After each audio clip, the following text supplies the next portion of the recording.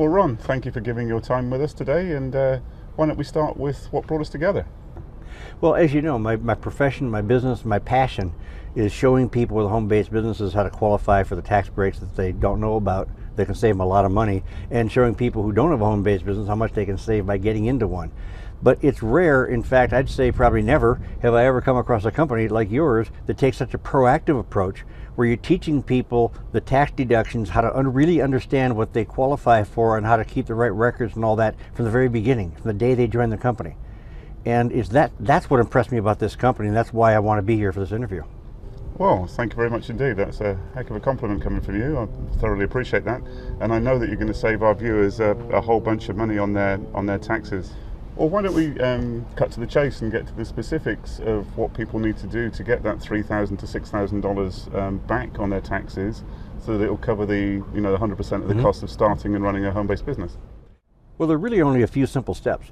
The first one, critical of course, is start a home-based business. These are home business tax deductions, so without a home-based business, they don't qualify for any of them. So that's step one. Then, once you've got a home-based business, then they need to work their business on a regular, consistent basis, at least 3 to 4 hours a week. That's not a lot of time. And number three is they need to have a profit intent, be working the business towards making a profit. What's crucial about that is that means a person can start qualifying for the home business tax breaks the day they come into a business. So as soon as you express a profit intent, you qualify. You don't need to wait until you're profitable, which may only be a few weeks later, but it's whatever it is. And the last one is simply keep good records. You simply have to have good records to defend your deductions in the event of an unlikely event of an audit. Okay, well, let's talk about the special home business tax deductions, because they create the refunds that allow people to increase their paycheck, right? That's right. There are a lot of tax deductions available to home-based businesses. What are the biggest ones? Well, there are actually about 100 or more available to home-based business owners.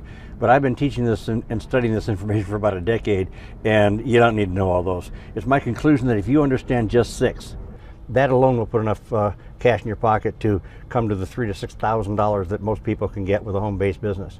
Okay. So let's talk about what all those are, if that's all right. Sure. Let's go through those 6. The first one I want to mention, these are no particular order, but I'd like to mention first the business use of your home deduction. That's sometimes called the home office deduction. I want to mention that first because there's so much misinformation about that. There are tax pros who used to tell their tax clients, don't take this deduction, it's risky, it'll increase your chance of an audit, you'll probably lose it if you are audited. And they were right. But Congress has buttoned up, they've plugged every single hole with that tax deduction. This offers you a chance to be able to make your money go further because when you're paying your mortgage or rent payment, a portion of that can be tax deductible as a business expense. Same thing with utilities, repairs, maintenance. A portion of all those things can be tax deductible as a business expense only if you use the business use of the home deduction. Now, the other thing this particular deduction does is it makes it clear that you have a business based in your home. So it helps you get to step 2 in the event of an audit, and that's the ability to prove you have a legitimate business. Wow. The second one I'd like to mention is business use of your personal vehicles, because that tends to be one of the biggest, if not the biggest, tax deduction category for a home-based business owner. Most people, when they really understand the ins and outs of how this works, most people can write off 70 to 80%, sometimes even more, of all the miles they put on their car as business miles. Now, what's that mean? Well, multiply that times the business tax deduction rate, which was 51.5 cents a mile the first half of 2011. It's now gone to 55.5 cents a mile the second half of the year. You multiply that by, say, 8,000 miles, you got a $4,000 to $5,000 tax deduction. So this is huge. And all you've got to write down, all you got to keep track of is the date, where you're going, why you're going there, and how many miles you're traveling. And you only have to do it for 90 days when you really understand how the rules work. So this is a great deduction. It's huge. Another one would be hiring your kids. I love this deduction because most people don't know about it. And the courts have ruled a child as young as the age of 6 can be hired by their parents in a home-based business. And when you pay your children in a home-based business, the money you pay them is tax deductible to you as wages because they're part-time employees. The money they earn from you, though, is tax-free income because minors don't have to pay taxes on their income, up to $5,700 a year. So it's tax-free to you, it's tax deductible to you, tax-free to them, but taxes are never paid on that money. This is the only way I know of in the American tax system where you get tax-free money. This is beautiful, and I love it because it's the kids working in the family environment. I can talk for an hour about the values of just hiring your kids. The next one that comes to mind would be out-of-pocket healthcare expenses. your premiums, co-pays, annual deductibles, and all those things that aren't covered. Sometimes alternative therapies like acupuncture or what have you. Sometimes nutritional supplements. Sometimes it's chiropractic. All these things that are often not covered under your health insurance plan are your out-of-pocket expenses, right? Well, with a home-based business is the only way that you can get 100% deduction for all of those. And the way that works, the short version of this, is that you, let's say it's your business, you hire your spouse to work in your business for you as an employee. She can work as little as 2 hours a week would qualify.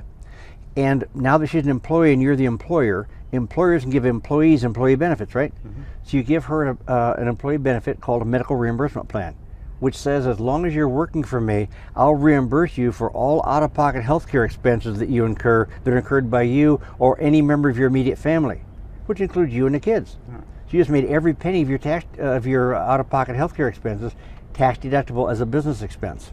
That's 4 I think we've gone through. Number 5 would be business travel. Business travel, everybody knows business travel is deductible, but what happens if you go a day or two early or stay a day or two late to visit family or friends or sightsee or what have you, or you bring your family or family members with you on the trip?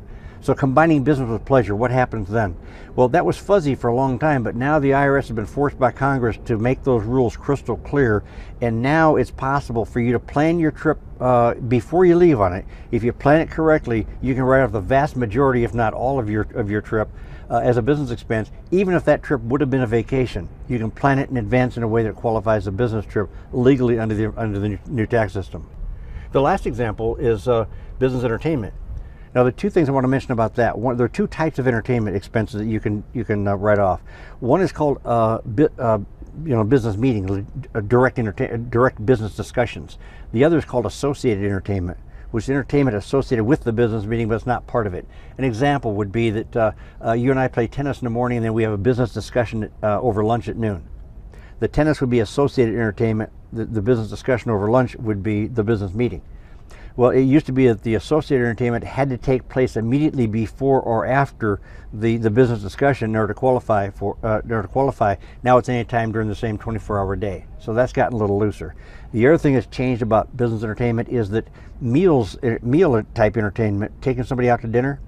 If you took me to a restaurant for dinner, since the 70s, that's only been deductible 50%.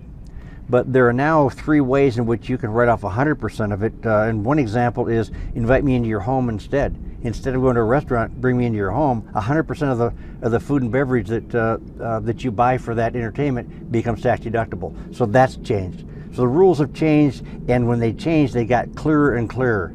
Now, when tax rules are clear, you don't have to worry about tax audits because clear rules are easy to follow, right? Absolutely. If you know the law, you don't have to be afraid of the law. Absolutely. I know a lot of people maybe think of taxes and record keeping in a certain way. Would you first of all talk about the records and then how it's possible to do it in 5 minutes a day? Exactly. In fact, the law requires good documentation to protect your tax deductions. The law does not require that documentation be difficult, however. And so I could show people with the system you're talking about how to keep IRS compliant, audit-proof, penalty-proof records in about the same amount of time you spend brushing your teeth every day. I mean, it's really simple because this is great, easy-to-use, user-friendly software. But if for those people who, when they hear the word record keeping, I've asked a lot of people, what do you think of when I say record keeping or documentation, and their eyes glaze over. And they say it's boring, it's tedious, it's frustrating, I don't understand it. But it doesn't have to be any of that. So we found a way through that, and the promise you made to your folks is exactly right. We're going to show them how to do it painlessly and in a couple of minutes a day. Okay. It's not difficult. So critically important, but not difficult. I'd like to ask you a question that I get asked a lot. Stay-at-home moms or stay-at-home dads often feel that they can't take advantage of these tax deductions because they don't actually receive a paycheck from any given company. Can you explain that? Is there a way that works out? Great question. And the answer is the tax deductions generated by the home-based business can be applied against any source of income for the family. That includes the other spouse's W-2 income, as well as any other income like investment income, for example, or rental property income. So those deductions can be used for any source of income, not just the income from the home-based business itself. So they're never lost. Fantastic. So any family can really take advantage of these home-based business tax savings. Absolutely.